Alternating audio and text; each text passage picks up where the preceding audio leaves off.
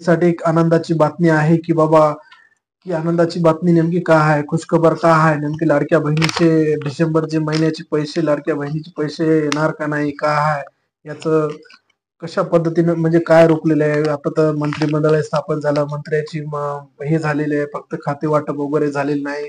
आणि आता नेमक्या डिसेंबरचा हप्ता किती म्हणजे मिळणार आहे का नाही, कोणत्या निकष लावलेले आहेत का नाही. आता बरेच व्हिडिओ याच्यामध्ये व्हायरल होत आहे की बाबा इतक्या महिला अपात्र झाल्यात, लाडक्या बहिणी एवढ्या पात्र झाल्यात, पुण्यामध्ये इतकं, पिंपरी चिंचवड महानगरपालिकेमध्ये एवढ्या पात्र झाल्यात, इकडं पात्र झाल्यात, निकष हे लावलेत ते लावलेत.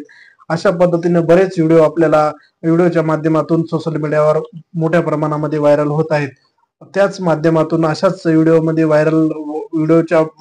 व्हायरल झाल्यामुळेच आदिती तटकरे मॅडमच्या संपर्कामध्ये हाच अफवावर विश्वास, म्हणजे त्यांनी काय केलेलं की बाबा असंच नवीन नवीन असे व्हिडिओ येत आहेत की बाबा इतके अर्ज पात्र झालेत, अपात्र झालेत, एवढ्या महिला अपात्र झालेत, अशा नवीन नवीन व्हिडिओ त्यांच्यापर्यंत पोहोचले. त्यांच्या पोहोचल्याच्या नंतर त्यांनी त्याच्या माध्यमातून काय म्हटलेलं आहे की बाबा कुठल्याही गोष्टीवर, अफवावर विश्वास ठेवू नका आणि कुठल्याही महिलेच्या अर्जाची छाननी वगैरे केल्या जाईल नाही. कुठल्याही महिलेला निकष वगैरे न लावता तुम्हाला जसे पहिल्यांदा पैसे सरसकट पैसे तुम्हाला पाठवलेले आहेत त्याच पद्धतीने तुम्हाला पण आता पण पैसे पाठवणार आहेत.